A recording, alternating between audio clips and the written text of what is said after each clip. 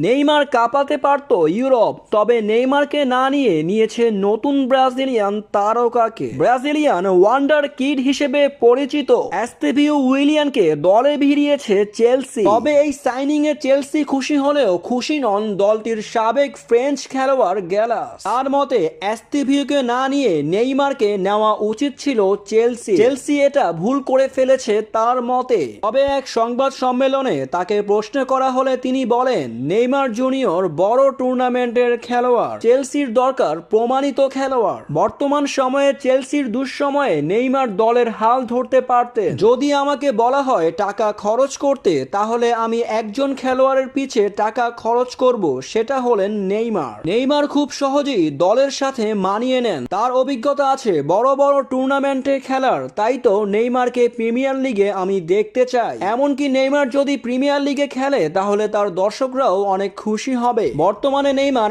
Al Hilal ক্লাবের হয়ে আছে, কিন্তু ইনজুরি কাটিয়ে অতি শীঘ্রই মাঠে ফিরছেন এই তারকা খেলোয়াড়। ব্রাজিলিয়ান কেরি স্টার এস্তেভিওকে দলে নিতে চেলসির লড়াই করতে হয়েছে বিভিন্ন ক্লাবের সাথে। তবে এটা যদি নেইমারকে নিয়ে হতো তাহলে ভালো সিদ্ধান্ত বলে আখ্যায়িত করতেন গ্যালাস, এমনটাই জানিয়েছেন তিনি।